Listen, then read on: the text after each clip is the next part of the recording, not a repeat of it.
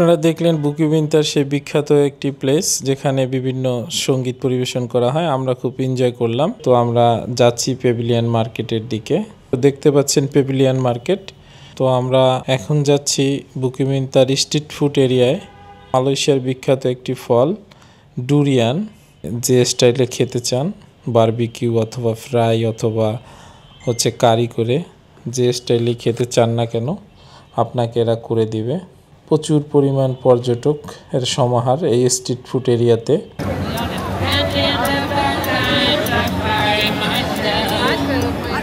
দেখতে পাচ্ছেন ফরেনিয়ার একজন লোক এখানে গান গাইতেছে। মালয়েশিয়াতে বাঙালি খাবার খেতে হলে অবশ্যই পিঠাঘরে একবার হলেও ট্রাই করবেন।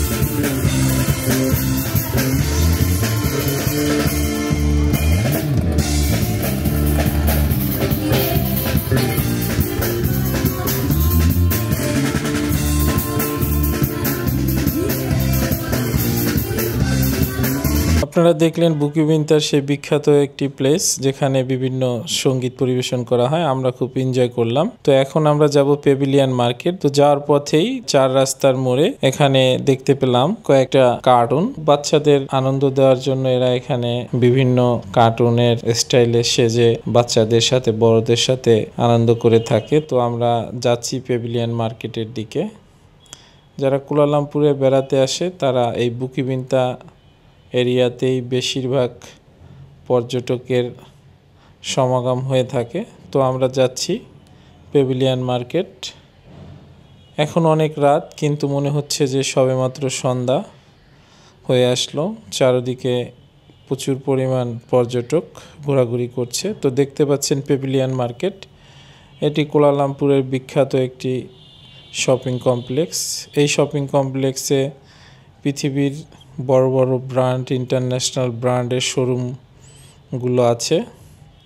যারা ব্র্যান্ডের জিনিসপত্র কিনতে চান তারা পেভিলিয়ন মার্কেটে আসলেই পেয়ে যাবেন। তো আমরা আস্তে আস্তে মার্কেটটি অলরেডি বন্ধ হয়ে গেছে। দেখতেই পাচ্ছেন অসাধারণভাবে ডেকোরেশন এই পেভিলিয়ন মার্কেটের সামনে। তো আমরা এখন এখান থেকে ঘুরে ফিরে চলে যাচ্ছি বুকিবিন্তার আর একটি এরিয়াতে। তো আমরা এখন যাচ্ছি বুকিবিন্তার স্ট্রিট ফুড এরিয়ায়। দেখতেই পাচ্ছেন আমরা রাস্তা ক্রস করলাম। এই স্ট্রিট ফুড এরিয়াটা কুয়ালালামপুরের বিখ্যাত একটি টুরিস্ট স্পট। প্রচুর পরিমাণ পর্যটক। দেখতে পাচ্ছেন এটা মালয়েশিয়ার বিখ্যাত একটি ফল ডুরিয়ান। অনেক একটি মজাদার এবং খুবই সুস্বাদু একটি ফল, কিন্তু এটার ঘ্রাণটা অস্বাভাবিক। এই কারণে এটা বিমানে বহন করা নিষেধ। তো আমরা স্ট্রিট ফুড এরিয়াতে ঢুকছি। দেখতে পাচ্ছেন বিভিন্ন ধরনের মালয়েশিয়ান ফ্রুটস, রামবুটান, ডুরিয়ান এবং বিভিন্ন ধরনের ফ্রুটস। দামও কিন্তু অনেক কম না। একটি ডুরিয়ান কিনতে গেলে আপনার লেগে যাবে প্রায় বাংলাদেশের মিনিমাম 2-3 হাজার টাকার মতো লেগে যাবে একটি ডুরিয়ান। দেখতে পাচ্ছেন অনেক ধরনের ফ্রুটস এখানে প্যাকেট করে রেখেছে। তো আমি বললাম স্বাধীনের আম্মুকে খাওয়ার জন্য, কিন্তু সে ঘ্রাণটা নিতে পারছিল না। দেখতে পাচ্ছেন বিভিন্ন ধরনের স্ট্রিট ফুড। এটা দেখছেন সি ফুড। বিভিন্ন ধরনের সি ফুড বারবিকিউ করে বিক্রি করা হচ্ছে। তো আমরা দেখছি কিছু খাওয়া যায় কি না। এটা দেখতে পাচ্ছেন কাঁকড়া, বিশাল সাইজের। এখানে আপনি যেটা পছন্দ করেন এটা পছন্দ করার পর ওয়েট করে এরা আপনাকে যে স্টাইলে খেতে চান, বারবিকিউ অথবা ফ্রাই অথবা কারি করে, যে স্টাইলে খেতে চান না কেন আপনাকে এরা করে দিবে। মালয়েশিয়ার বিখ্যাত স্ট্রিট ফুড, প্রচুর পরিমাণ পর্যটক এর সমাহার এই স্ট্রিট ফুড এরিয়াতে। দেশি বিদেশি প্রচুর পরিমাণ লোক এই স্ট্রিট ফুড এরিয়াতে ভিড় করে মালয়েশিয়ার বিভিন্ন ধরনের খাবার এর স্বাদ গ্রহণ করতে।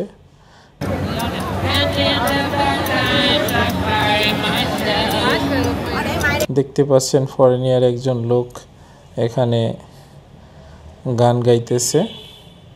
স্ট্রিট ফুডের খাবার খাবে না, তাই আমরা চলে আসলাম আমাদের বাংলাদেশি একটা রেস্টুরেন্ট। এটা ভিআইপি রেস্টুরেন্ট। যারা মালয়েশিয়াতে গিয়েছেন তারা অবশ্যই ভিআইপি রেস্টুরেন্টটা চিনেন, আর যারা যাননি অবশ্যই ভিআইপিতে একবার ট্রাই করবেন। এখানে আমাদের দেশীয় সব ধরনের খাবার পেয়ে যাবেন এবং বিভিন্ন ধরনের পিঠা মিষ্টি এর জন্য বিখ্যাত এই পিঠাগার রেস্টুরেন্ট ভিআইপি পিঠাগার। কুয়ালালামপুরের এই বুকিবিন্তায় ভিআইপি পিঠাগার দুটি রেস্টুরেন্ট, কিন্তু এটা এদের মেন শাখা।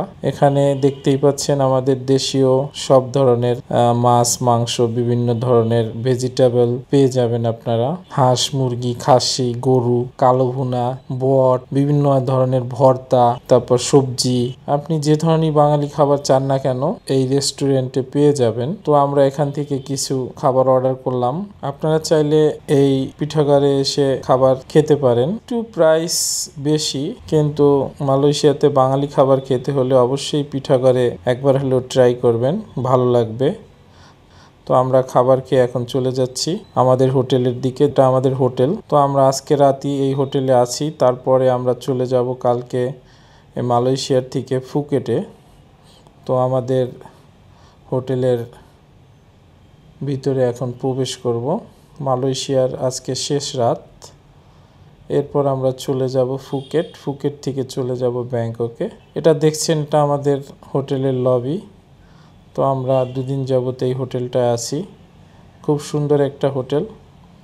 আমার ডিসক্রিপশন বক্সে এই হোটেলের বিস্তারিত দিয়ে দিব। অসাধারণ একটি প্লেস। তো সবাই ভালো থাকবেন, সাথে থাকবেন। আল্লাহ হাফেজ।